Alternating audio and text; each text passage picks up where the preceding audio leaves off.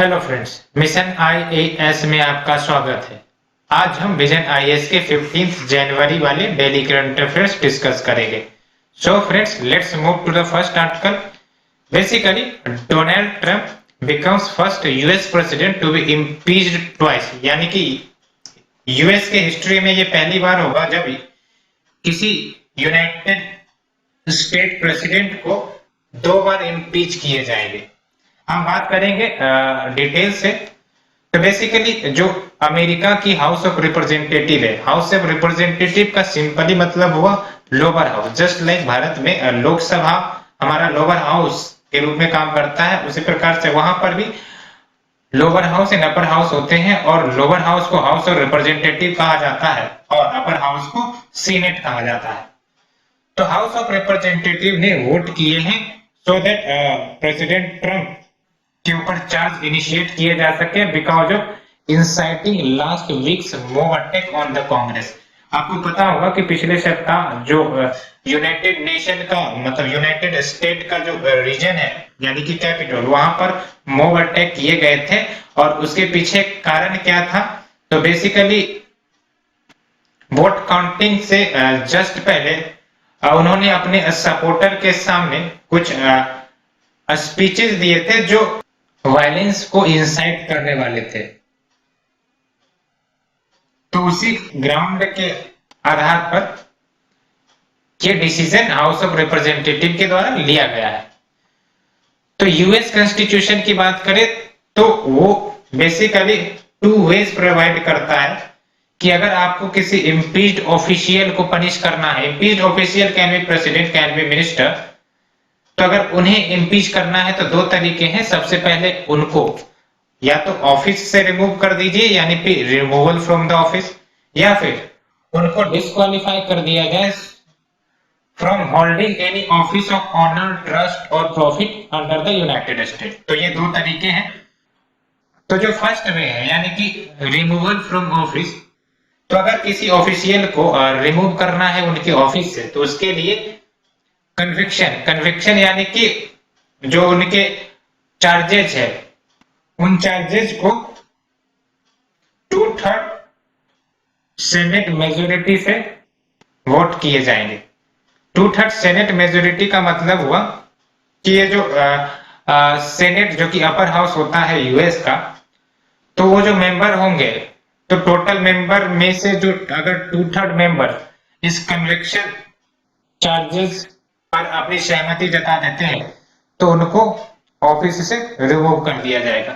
लेकिन अगर उन्हें डिस्क्वालीफाई करना है सो दैट वो कोई ऑफिस ऑफ ऑनर आने वाले समय में न होल्ड कर सके, तो उसके लिए सिर्फ और सिर्फ सिंपल मेजोरिटी की जरूरत पड़ती है। यहां आप देखिए, जो सेकेंड वे है हमारा to punish the impeached official, उसके तहत आपको सिंपल मेजोरिटी की जरूरत पड़ेगी फॉर डिस्क्वालिफिकेशन। लेकिन यूएस के हिस्ट्री में ये हुआ है कि ये जो आपका सेकेंड वे है ये इनिशिएट तभी किए जाते हैं आफ्टर कन्विक्शन, यानी कि जब सेनेट 2/3 मेजोरिटी से जो कन्विक्शन चार्जेज है उसको अप्रूव कर देता है और किसी भी ऑफिशियल को उनके ऑफिस से रिमूव कर देता है। लेकिन ये कोई नेसेसरी नहीं है कि सबसे पहले सीनेट मंजूरी दे, ये सिंपल मेजोरिटी से भी पहले किया जा सकता है।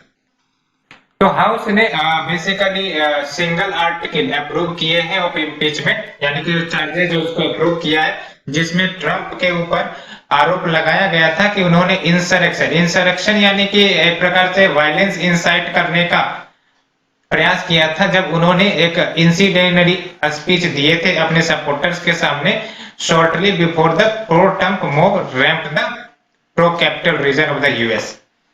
तो क्वेश्चन क्या बनते हैं यहाँ यूपीएससी के अकॉर्डिंग? तो बेसिकली प्रीलिम्स में प्रेसिडेंशियल सिस्टम के ऊपर क्वेश्चन पूछा जा सकता है और मेंस में कंपैरिजन और कंट्रास्ट के ऊपर क्वेश्चन पूछा जा सकता है कि क्या यूएस प्रेसिडेंट और इंडियन प्रेसिडेंट के बीच में कंपैरिजन क्या तो हम बात करेंगे डिटेल से कि क्या कंपैरिजन है।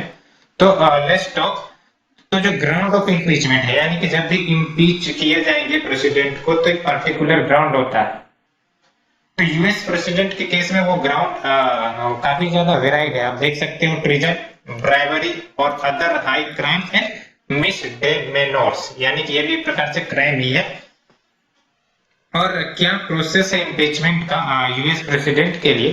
तो बेसिकली सबसे पहले हाउस ऑफ रिप्रेजेंटेटिव, यानी कि यूएस की लोअर हाउस, उनको वोट करना पड़ता है फॉर आर्टिकल्स। अब फॉर आर्टिकल्स का क्या मतलब हुआ कि जो चार्जेस फ्रेम किए गए हैं ऑफिशियल के ऊपर, उन चार्जेस पर वोटिंग की जाएगी that has been brought against the president. और जब ये पास हो जाता है सिंपल मेजोरिटी से, यानी कि जो चार्जेस फ्रेम किए गए उस पर सिंपल मेजोरिटी से हाउस ऑफ रिप्रेजेंटेटिव पास कर देते हैं, तो प्रेसिडेंट इम्पीच हो जाता है। यहाँ पर देख सकते हो कि यहाँ पर जो इम्पीच किए गए हैं प्रेसिडेंट को, सिर्फ हाउस ऑफ रिप्रेजेंटेटिव के सिंपल मेजोरिटी के पास करने के ही प्रेसिडेंट इम्पीच हो गया है। लेकिन यहाँ इम्पीचमेंट का ये मतलब नहीं है कि वो उन्हें ऑफिस से हटा ही दिया जाएगा। यानी कि अगर यूएस का प्रेसिडेंट इम्पीच भी हो गया है, तो इट डजंट मीन कि it will necessarily be removed from the office. तो अगर हमें उनको ऑफिस से रिमूव कराना है, तो मैटर जाएगा अपर हाउस में। अपर हाउस कौन हुआ? वहां का सीनेट। और जो वहां का सीनेट है वो एक प्रकार से कोर्ट की तरह काम करता है। कोर्ट की तरह काम करने का मतलब है कि जो दोनों साइड्स है, दोनों साइड के पक्ष विपक्ष रखे जाएंगे, यानी कि एविडेंस रखा जाएगा। यानी कि ट्रंप अपने एविडेंस रखेंगे और जिन्होंने चार्ज फ्रेम किए हैं वो अपने एविडेंस रखेंगे, और आमने सामने टक्कर होगा किसमें कितना है दम। और जब ये फाइनल हियरिंग हो जाती है, यानी कि एविडेंस पेश किए जाते हैं, डिस्कशन होते हैं और अल्टीमेटली फाइनल हियरिंग होती है, तो प्रेसिडेंट को उनकी ऑफिस से तभी हटाया जा सकता है जब सीनेट ने 2/3 मेजोरिटी से उस इम्पीचमेंट चार्जेस पर वोट कर दिए हो। तो ये आप याद रखिएगा। लेकिन अगर हम इंडियन प्रेसिडेंट के बात करें, तो क्या ग्राउंड है? तो एक ही ग्राउंड है, वायलेशन ऑफ द कॉन्स्टिट्यूशन। आप देख सकते हो ये वायलेशन ऑफ कॉन्स्टिट्यूशन काफी ज्यादा सब्जेक्टिव है, क्योंकि अगर देखा जाए तो वायलेशन ऑफ कॉन्स्टिट्यूशन यानी कि बहुत सारी चीजें इसमें इनकॉर्पोरेट हो सकती है, बट फिर भी हमारे कॉन्स्टिट्यूशन ने एक ही ग्राउंड दी है, ये वायलेशन ऑफ कॉन्स्टिट्यूशन। ये आपको प्रीलिम्स के लिए परफेक्टली याद रखने हैं, और कोई ग्राउंड संविधान ने नहीं मेंशन किया है। अब कैसे क्या प्रोसेस है इस इम्पीचमेंट का इंडियन प्रेसिडेंट को? अगर यानी कि अगर हमें इंडियन प्रेसिडेंट को इम्पीच करना है, तो what will be the process going on, हम इसकी बात करें। तो इम्पीचमेंट चार्जेस सबसे पहले इनिशिएट किए जाएंगे by any houses of the parliament. यानी कि आप डिफरेंस देख सकते हो वहां पर, यानी कि यूएस प्रेसिडेंट के केस में जो इम्पीचमेंट चार्जेस है वो हाउस ऑफ रिप्रेजेंटेटिव, यानी कि वहां की लोअर हाउस इनिशिएट करती है। यहाँ पर यानी कि इंडियन प्रेसिडेंट के केस में इम्पीचमेंट चार्जेस या तो लोअर हाउस भी इनिशिएट कर सकते हैं, या फिर जो आपका अपर हाउस है वो भी इनिशिएट कर सकती है। अब ये जो चार्जेस फ्रेम किए गए हैं, सबसे पहली बात तो ये कि इन चार्जेस को एक्सेप्ट करने के लिए, यानी कि लोकसभा या राज्यसभा इन चार्जेस को एक्सेप्ट करे, इसके लिए जरूरी है कि 1/4 members of the house that has frame the charges वो साइन करे। यानी कि अगर लोकसभा है तो लोकसभा के जो टोटल मेंबर्स है उसके 25% मेंबर इम्पीचमेंट चार्जेस के ऊपर साइन करे, या फिर अगर वो राज्यसभा है तो फिर 25% मेंबर उस इम्पीचमेंट चार्जेस के ऊपर साइन करे। और जब एक बार इम्पीचमेंट रेजोल्यूशन पास हो गया by majority of 2/3 of the total membership of the house, 2/3 of the total membership of the house का क्या क्या मतलब हुआ? तो बेसिकली स्पेशल मेजोरिटी ही इसे कहते हैं। तो एक बार impeachment resolution 2/3 of the total membership of the house से पास हो गया, तो ये दूसरे हाउस में जाएंगे। यानी कि अगर लोकसभा ने फर्स्ट इनिशिएशन किया है तो लोकसभा से अगर पास होता है तो ये राज्यसभा में जाएंगे, या फिर राज्यसभा चार्जेस इनिशिएट करते हैं और फिर 2/3 मेजोरिटी से पास करने के बाद वो कहां जाएगा? लोकसभा में जाएंगे। तो वो दूसरे हाउस में जाएंगे और वो भी, यानी कि जो दूसरा हाउस होगा वो भी चार्जेस को इन्वेस्टिगेट करेंगे। और अगर दूसरा हाउस भी चार्जेस को सस्टेन करता है और उसके बाद इम्पीचमेंट रेजोल्यूशन को वो भी पास करता है by majority of 2/3 of the total membership, तो हम कहेंगे कि हमारा जो इंडियन प्रेसिडेंट है वो रिमूव कर दिए गए हैं फ्रॉम द ऑफिस।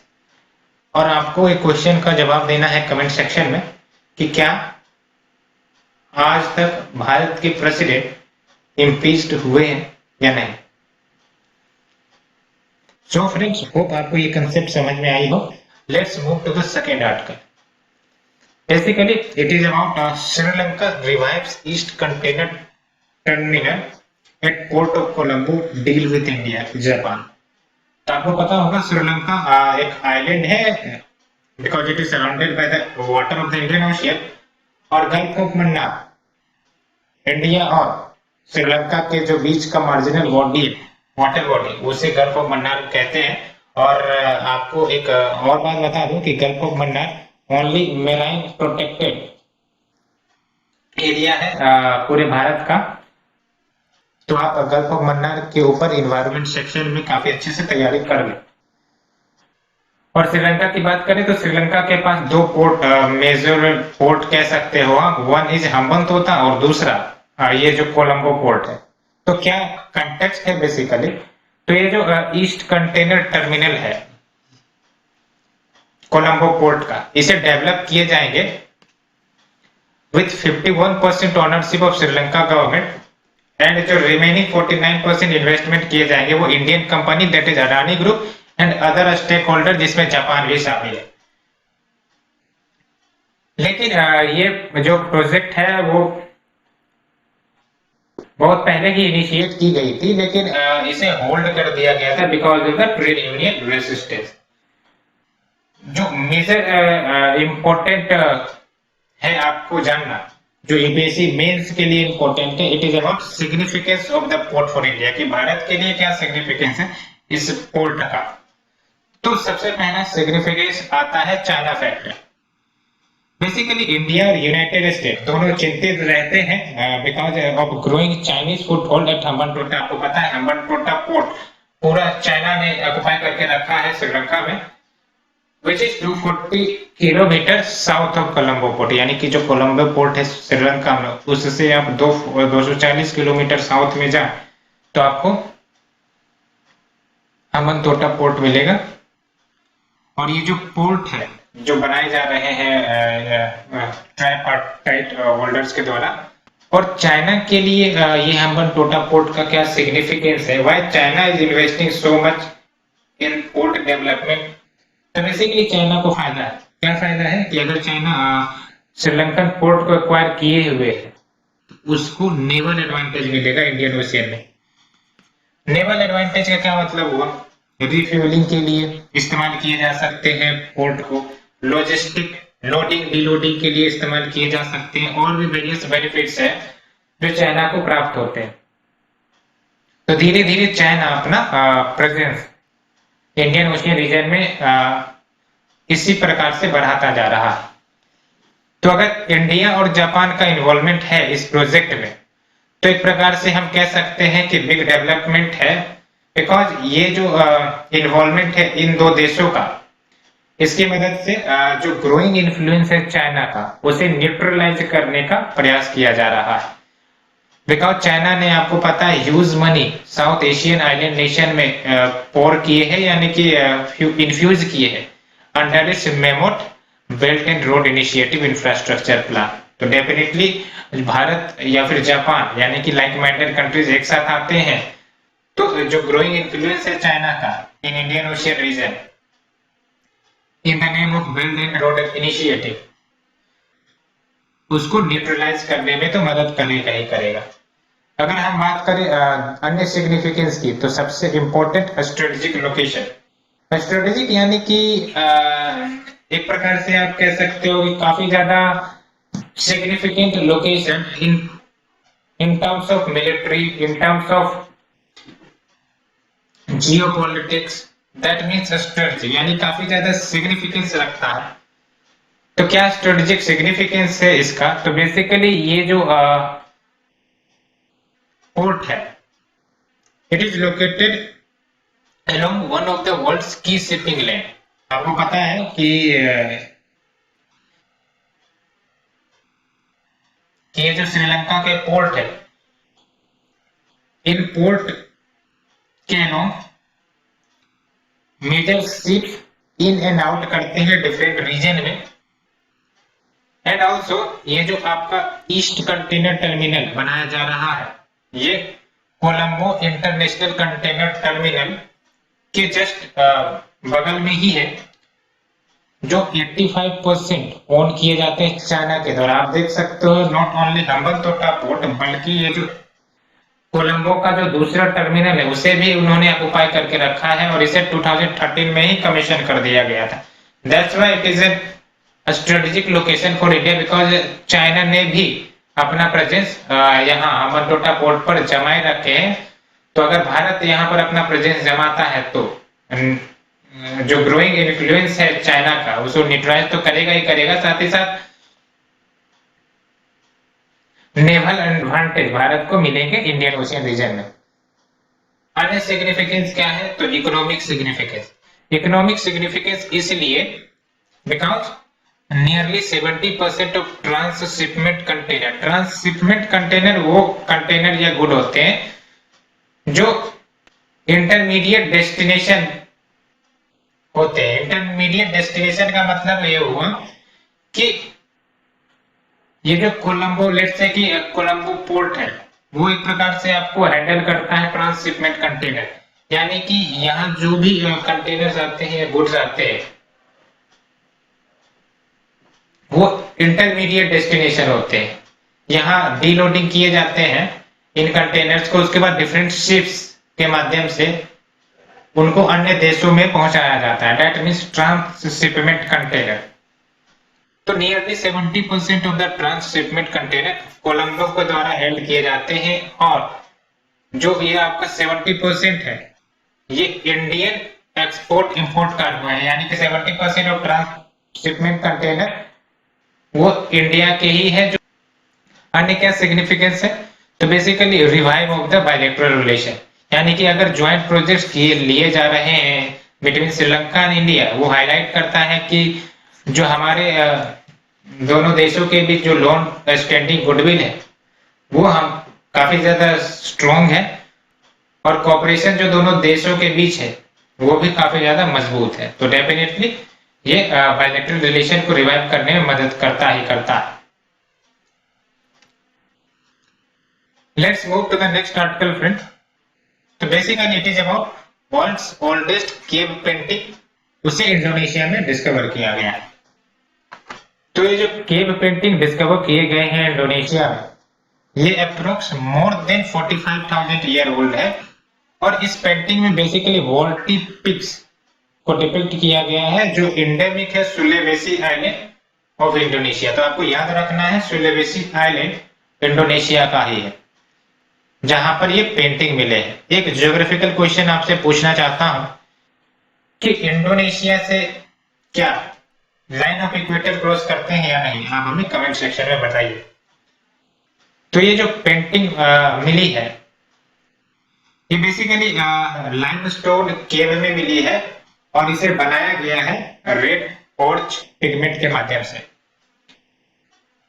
ये जो डिपिक्शन किए गए हैं सुलेवेसी वॉल्टी पिग का, ये क्या इंडिकेट करते हैं? बेसिकली इट इंडिकेट्स दैट ये जो एनिमल है वो उस समय काफी ज्यादा महत्वपूर्ण थे टू एंशिएंट ह्यूमंस।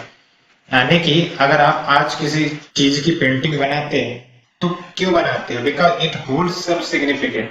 इसका मतलब उस समय भी अगर इन एनिमल्स की पेंटिंग बनाई गई होगी तो कहीं ना कहीं उनका एक सिग्निफिकेंस रहा होगा। क्या सिग्निफिकेंस रहा है ये तो अभी नहीं पता चले, लेकिन इस पर काम चल रहा है।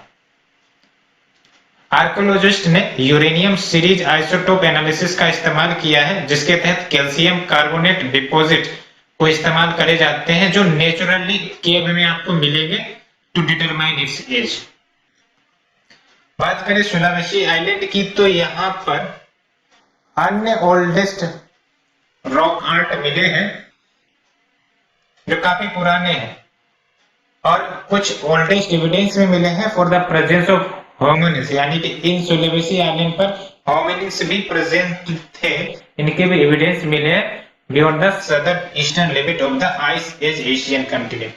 अगर हम बात करें होमिनिड्स की तो क्या है, तो basically hominids is a group, एक प्रकार से कह सकते हो ह्यूमन की ही, आप ह्यूमन स्पीसीज का एक ग्रुप आप मान सकते हो, जिसमें मॉडर्न ह्यूमंस भी आ जाते हैं, एक्सटिंक्ट ह्यूमन आ जाते हैं, बिकॉज ह्यूमन के भी डिफरेंट स्पीसीज थे, आपने बायोलॉजी में पढ़ा होगा, और हमारे इमीडिएट एंसेस्टर्स भी होमिनिड्स में आ जाते हैं। तो ये टर्मिनोलॉजी आप प्रीलिम्स पॉइंट ऑफ व्यू से जरूर याद रखें।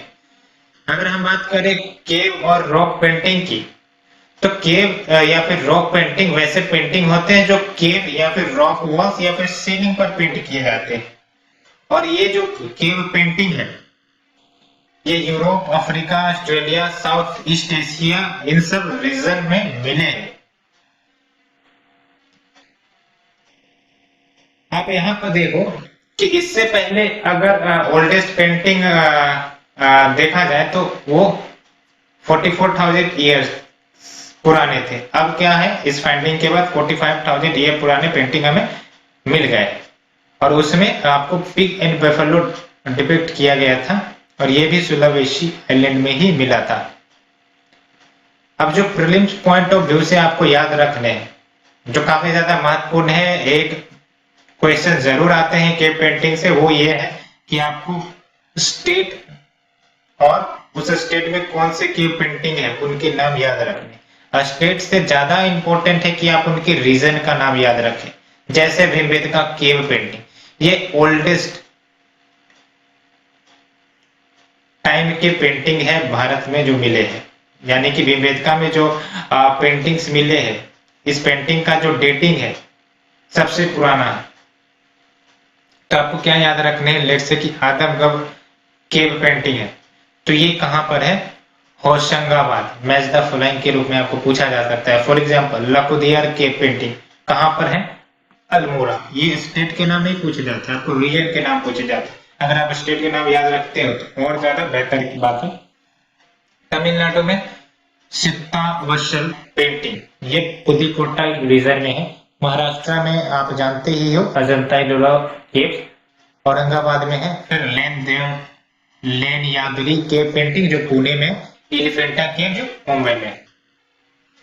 कर्नाटका की बात करें तो यहाँ पर आपको बादामी केव मिल जाते हैं जो बागलकोट रीजन में, बिल्कुल याद रखना है आपको।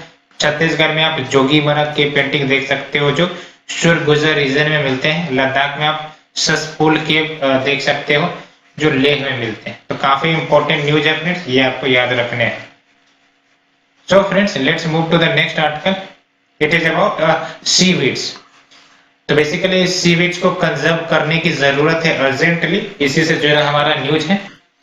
तो अगर हम बात करें सीवीड की, यानी कि बेसिक्स की बात करें, तो बेसिकली सीवीड क्या है, एक प्रकार से countless species of marine plants and algae. Simply कहें तो मेराइन प्लांट्स ही है, इसमें वेरियस स्पीसीज ऑफ प्लांट्स आ जाते हैं आपको, जो ओशियन में तो ग्रो करते ही करते हैं, साथ ही साथ river, lakes, other water bodies में ग्रो करते हैं। तो सबसे इंपॉर्टेंट इंफॉर्मेशन आपको याद रखना है, it doesn't only grow in ocean, it grows in river, lake, other water bodies as well. अब सीवीड्स के लोकेशन की बात करें तो ये बेसिकली मोस्टली इंटरटाइडल रीजन में मिलते हैं। इंटरटाइडल रीजन का क्या मतलब हुआ, यानी कि आपको पता होगा कि टाइड्स का फॉर्मेशन कैसे होता है।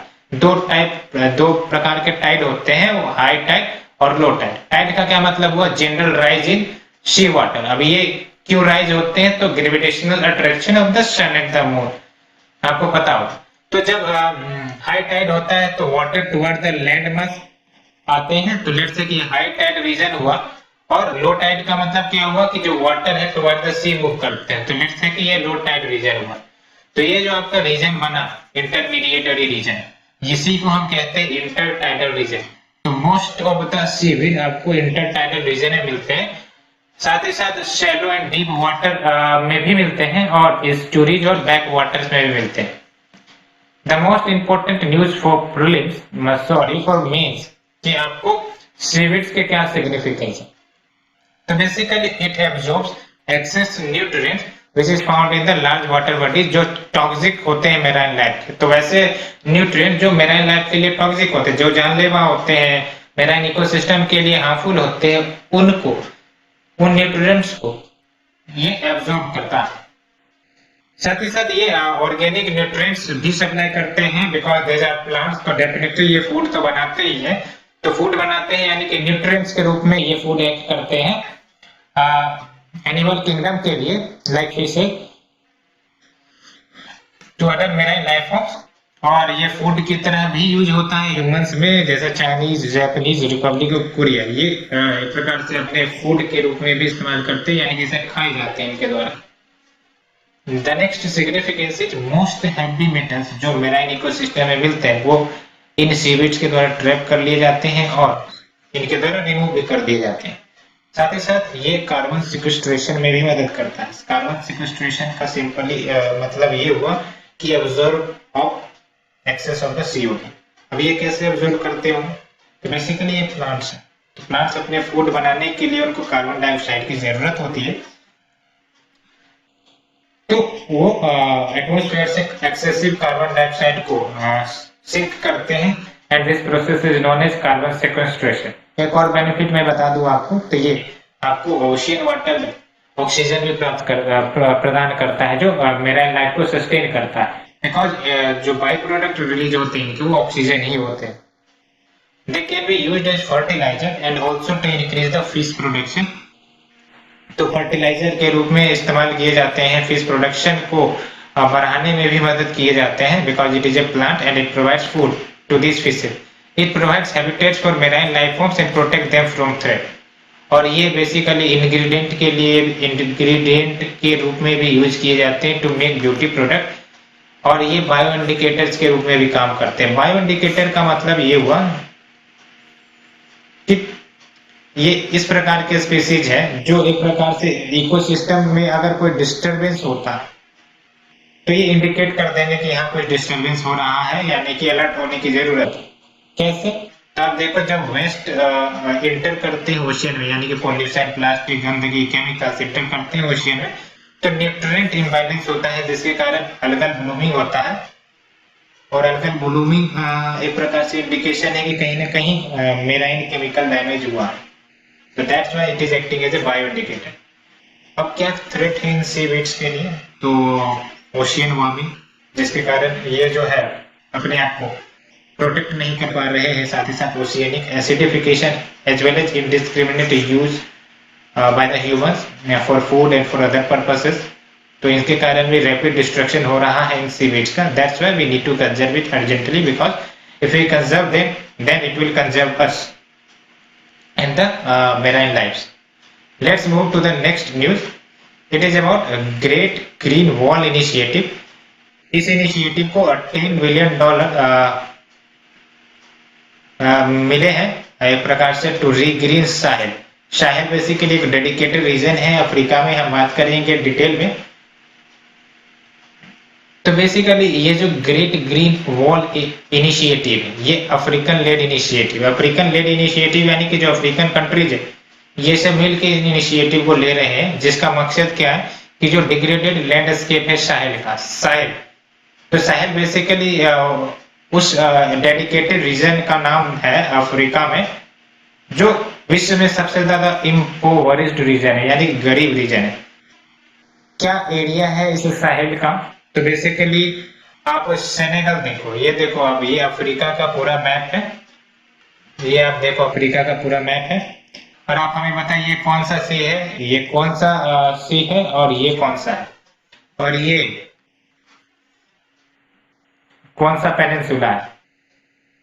तो आप देख लो, यहाँ पर सेनेगल है वेस्ट में और यहाँ पर आप देख सकते हो जिबूती है ईस्ट में।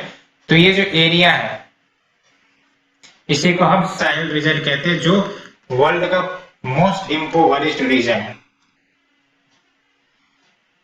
तो इस इनिशिएटिव के तहत क्या किया जाएगा कि 8,000 kilometre long and 15 kilometre wide एक बेल्ट तैयार किए जाएंगे और इस बेल्ट में ट्री ग्रो करवाए जाएंगे, ग्रासलैंड ग्रो करवाए जाएंगे, वेजिटेशन एंड प्लांट्स को जगह दी जाएगी। जैसे कि ये पूरा area 8000 kilometre long and 15 kilometre wide, यहाँ पे ट्रीज, ग्रासलैंड्स, वेजिटेशन, प्लांट्स ये सब ग्रो कराए जाएंगे। और एक बार ये कंप्लीट हो गया तो ये जो ग्रेट ग्रीन वॉल है, क्योंकि आपको ये नाम से ही पता चल रहा है great green wall is indicating कि वॉल ऑफ ग्रीनरीज, और इस ग्रीनरीज में ट्रीज है, हर्ब्स है, सब्स है, ये सब इनकॉर्पोरेटेड है। तो एक बार जब ये कंप्लीट हो गया तो ये जो है ये लार्जेस्ट लिविंग स्ट्रक्चर होगा on the planet which will be 3 times the size of the Great Barrier Reef. Great Barrier Reef Australia के ईस्टर्न कोस्ट में है या फिर वेस्टर्न कोस्ट में है, ये आप हमें बताइए। तो अगर ये फंडिंग दी जा रही है $10 बिलियन की, तो ये जो एफर्ट है उसको फास्ट ट्रैक होने में मदद मिलेगी, सो दैट जल्द से जल्द जो डिग्रेडिंग लैंड है उसको रिस्टोर किया जा सके, बायोलॉजिकल डाइवर्सिटी को प्रोटेक्ट किया जा सके, साथ ही साथ ग्रीन जॉब्स भी क्रिएट किए जा सके, as well as resilience. Resilience यानी कि द कैपेसिटी टू प्रोटेक्ट या prevent from the disaster, that means resilience. तो रिजिलेंस को भी बिल्ड करेगा सहेलियन पीपल का। तो ये जो GW गोल है, यानी कि अगर इसे पूरा किया जाता है, कंप्लीट किया जाता है, तो ये 15 ऑफ द 17 यूनाइटेड नेशन के जो SDG गोल है उनको अचीव करने में कहीं ना कहीं कंट्रीब्यूशन करता है। साथ ही साथ ये कंट्रीब्यूट करता है implementation of post 2020 global biodiversity framework को। अगर हम बात करें UNCCD की, ये काफी इंपॉर्टेंट ऑर्गेनाइजेशन है क्लेम्स पॉइंट ऑफ व्यू से और मीन्स पॉइंट ऑफ व्यू से। UNCCD की पार्टनर है इस इनिशिएटिव का, तो इसे 1994 में स्टेब्लिश किया गया था और UNCCD शोर लीगली बाइंडिंग इंटरनेशनल एग्रीमेंट है जो इन्वायरमेंट और डेवलपमेंट को लिंक करता है to sustainable land management. One of the key objectives of UNCCD आपको याद रखने हैं कि लैंड डिग्रेडेशन न्यूट्रलिटी हासिल करनी है by 2030, a target also included in SDG 50। Land degradation neutrality का मतलब ये हुआ कि no further degradation of land, और जो भी लैंड डिग्रेडेड है उसको जल्द से जल्द रीस्टोर किया जाए, that means land degradation neutrality. Neutrality itself से कि नो फर्दर डिग्रेडेशन के, और जो डिग्रेडेड है उसको रिस्टोर किया जाए, सो दैट भविष्य में कोई लैंड डिग्रेडेशन के इश्यूज ना सामने नजर आए। So friends, let's move to the shorter news. The first news is about government ने jobs for the new category of differentially able उसे आइडेंटिफाई किया, यानी कि ये जो new category of differentially able है उनके लिए जॉब्स आइडेंटिफाई किए गए हैं गवर्नमेंट के द्वारा। तो गवर्नमेंट ने डिसाइड किए हैं कि जॉब्स उन लोगों के लिए ओपन किए जाएं which faces mental illness या having learning disabilities, autism and acid attack victims। तो इनके लिए जॉब्स ओपन किए गए हैं। तो एसिड अटैक विक्टिम्स ये group A, group B, group C, group D post को, किसी भी पोस्ट को होल्ड कर सकते हैं। A specific post have been opened for 1000 for those identified as suffering with mild autism spectrum disorder। Right to person with disabilities act 2016 की बात करें तो इन्होंने रिजर्वेशन इन गवर्नमेंट जॉब्स और एजुकेशनल इंस्टीट्यूशन बढ़ा दिए थे for the disabled from 3% to 4%, और जो नंबर ऑफ बेंचमार्क डिसेबिलिटीज यानी कि कैटेगरीज ऑफ डिसेबिलिटीज उसे और ज्यादा इनलार्ज किया गया था। पहले 7 बेंचमार्क डिसेबिलिटीज थे, अब उसे 21 कर दिए गए। So let's move to the next news. It is about ILO convention on homework. तो बेसिकली ये जो कन्वेंशन है ILO का, यानी कि international labour organisation, it aims to promote and protect the right of those जो वर्क एट होम करते हैं, creating product for an employ, यानी कि घर में रहकर प्रोडक्ट्स बनाते हैं फॉर द एम्प्लॉय। ये कन्वेंशन उनको प्रमोट और प्रोटेक्ट करता है। इसे अडॉप्ट किया गया है इंटरनेशनल लेबर कॉन्फ्रेंस के द्वारा जून 1996। इसके तहत हर कंट्री जो रेटिफाई करते हैं, यानी each country that ratify the convention, उनको फॉर्मुलेट करना होगा, adopt as well as implement करना पड़ेगा एक national policy on homework. Homework यानी कि the work which is done from the home. The national policy on homework ये इक्वलिटी ऑफ ट्रीटमेंट प्रमोट करेगा between the home workers and the other workers. और अभी तक सिर्फ 10 कंट्रीज ने इस कन्वेंशन ऑन होमवर्क को रेटिफाई किए। So let's move to the next news. It is about Foreign Exchange Management Act. काफी इंपॉर्टेंट न्यूज है प्रीलिम्स प्लस मेंस दोनों के लिए। तो ये जो फॉरेन एक्सचेंज मैनेजमेंट एक्ट है, इसके तहत जो एक्सटर्नल ट्रेड और उनके जो पेमेंट्स होते हैं उनको रेगुलेट किया जाता है। It outlines procedures, formalities, businesses of all foreign exchange transactions in India. इसको इंट्रोड्यूस किया गया था by replacing earlier Foreign Exchange Regulation Act because FARA didn't fit with the post liberalization policy। यानी कि जब लिबरलाइजेशन पॉलिसी 1991 के बाद adopt की गई तो ये जो पुराने फॉरेन एक्सचेंज रेगुलेशन एक्ट है वो न्यू चैलेंजेस, न्यू अपॉर्चुनिटीज को मैच नहीं कर रहे थे। दैट्स व्हाई नए जमाने में नए लॉ लाए गए। इसके तहत इन्फोर्समेंट डायरेक्टोरेट यानी कि ईडी को एम्पावर किया जाता है कि वो इन्वेस्टिगेशन कंडक्ट कर सकते हैं, इवन पेनल्टीज को इम्पोज कर सकते हैं on those adjudged to have violated the law. The next news is about corporate social responsibility. काफी ज्यादा चर्चा में रहता है और इसे जानना प्रीलिम्स पॉइंट ऑफ व्यू से काफी ज्यादा जरूरी है। तो गवर्नमेंट ने कोविड वैक्सीन स्पेंडिंग कैंपेन उसको CSR एक्टिविटीज के अंतर्गत डाल दिया है। यानी कि अगर कोई कंपनी कोविड वैक्सीन कैंपेनिंग करता है तो वो जो कॉस्ट आएंगे उसे CSR एक्टिविटीज की कैटेगरी में माना जाएगा, यानी कि वो कंपनी अपनी CSR रिस्पॉन्सिबिलिटी फुलफिल कर रहा है। अगर हम बात करें CSR की तो it refers to social and environmental activities to private company. यानी कि CSR के तहत जो प्राइवेट कंपनियां होती है उन्हें कुछ कंट्रीब्यूट करने पड़ते हैं सोसाइटी के प्रति, चाहे वो पॉवर्टी रिमूवल हो या फिर एजुकेशन देने की बात हो या फिर ट्री प्लांटेशन हो या फिर कोई अन्य एक्टिविटी जो CSR के तहत लिस्टेड किए गए हो गवर्नमेंट के द्वारा। लाइक अभी जो कोविड वैक्सीन कैंपेन इनकॉर्पोरेट किए गए। 2014 में इंडिया पहला देश बन गया था विश्व में जिसके तहत CSR को लीगली मैंडेटरी करा गया था। और कैसे किया गया था? कंपनीज एक्ट 2013 को अमेंड करके। कौन रेस्पॉन्सिबल है CSR के तहत? तो वैसे कंपनी जिनके नेट वर्थ मिनिमम 500 करोड़ है, टर्नओवर 1000 करोड़ या फिर नेट प्रॉफिट 5 करोड़ है। तो ये 3 कैटेगरी है, ये डाटा आपको याद रखने, because nowadays prelims is more shifting toward the data based questions जो आपने इस साल के क्वेश्चन में देखा भी होगा। तो net profit of RS 5 crore या फिर टर्नओवर ऑफ 1000 करोड़ या फिर net worth of at least 500 crore, तो वो क्वालिफाई होंगे CSR के तहत। उनको क्या काम करने होंगे कि जो उनके 2% of their average profit of the previous 3 years, यानी कि जो प्रीवियस 3 इयर्स के जो भी प्रॉफिट हुए उनका 2% स्पेंड करना पड़ेगा CSR पर। Let's move to the next news. It is about National Innovation Foundation. तो क्या कंटेक्स्ट है? तो बेसिकली नेशनल इनोवेशन पोर्टल इसे लॉन्च किया गया है NIF के द्वारा, यानी कि नेशनल इनोवेशन फाउंडेशन के द्वारा, सो दैट वेरियस इनोवेशन जो किए जा रहे हैं पूरे देश भर में, चाहे वो टेक्नोलॉजिकल हो या फिर हर्बल, उसे एक सेंट्रलाइज्ड डाटाबेस में लाया जाए सो दैट ये पब्लिक डोमेन में अवेलेबल हो। ये जो इनोवेशन पोर्टल है वो लोकल एंटरप्रेन्योर्स को मदद करेगा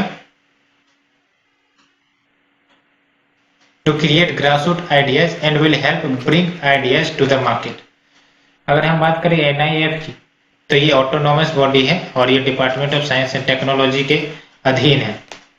NIF scouts, supports and spawns grassroots innovation developed by individuals and local communities in any technological field, जो मैंने बात की। The next news is about ASMI यानी कि ASMI। तो ये बेसिकली आज में क्या है, आपको ये एक वन लाइनर एमसीक्यू के रूप में याद रखना है कि it is India's first indigenous 9mm machine pistol. तो 9mm मशीन पिस्टल है ये, जो ज्वाइंटली डेवलप किए गए डीआरडीओ और इंडियन आर्मी के मदद से। इसमें 3D प्रिंटिंग प्रोसेस यूज किए गए। 3D प्रिंटिंग के बारे में मैंने बताया था आपको कि 3D प्रिंटिंग के तहत क्या होता है कि कुछ भी आपको प्रिंट करना है तो आपको वो 3D शेप में मिलेगा। तो इस पिस्टल को बनाने में 3D प्रिंटिंग प्रोसेस का इस्तेमाल किया गया है, designing and prototyping of various parts. It can be used as a personal weapon for heavy weapon detachments, commanders, tank and aircraft crews, इन सब के द्वारा यूज किए जा सकते हैं। Drivers, dispatch rider, radio radar officers, close quarter battle. Machine pistol is likely to have a production cost of 50,000 each, यानी कि एक मशीन पिस्टल का कॉस्ट जो आएगा अप्रोक्स 50,000 आएंगे and has potential for exports. The next news is about Beti Padhao Beti Bachao Beti Padhao scheme. ये news काफी ज्यादा इंपॉर्टेंट है बिकॉज इस प्रकार के क्वेश्चंस यूपीएससी पूछती है। तो स्टेट्स अक्रॉस इंडिया इन्होंने ओनली 45% ऑफ द फंड जो इस स्कीम के तहत एलोकेट किए गए थे सिर्फ 45% ही यूटिलाइज किए हैं पिछले 5 सालों में, यानी कि 2015 टू 2019-20। अगर हम बात करें बेटी बचाओ बेटी पढ़ाओ स्कीम, तो ये ज्वाइंट इनिशिएटिव है, ये याद रखना है आपको। Ministry of women and child development तो है ही है, साथ ही साथ ministry of health and family welfare और ministry of human resource and development. तो ट्राई पार्टी ज्वाइंट इनिशिएटिव है ये। क्या है ऑब्जेक्टिव इस स्कीम का? तो जेंडर बायस्ड जो सेक्स सेलेक्टिव एलिमिनेशन होता उसको प्रिवेंट करना है, साथ ही साथ ensuring survival and protection of the girl child as well as ensuring education and participation of girl child. BP ये जो स्कीम का एम्फेसिस है बेसिकली ऑन चेंजिंग माइंडसेट। तो जो माइंडसेट है लोगों का, परिवार का, फैमिली का, उसे चेंज करना है। कैसे? ट्रेनिंग प्रदान करके, सेंसिटाइजेशन करके, अवेयरनेस रेज करके और कम्युनिटी मोबिलाइज करके ऑन द ग्राउंड। तो फ्रेंड्स होप ये लेक्चर आपको पसंद आई होगी, और अगर पसंद आ रही है तो प्लीज लाइक शेयर सब्सक्राइब जरूर करें। Thanks friend, thank you very much.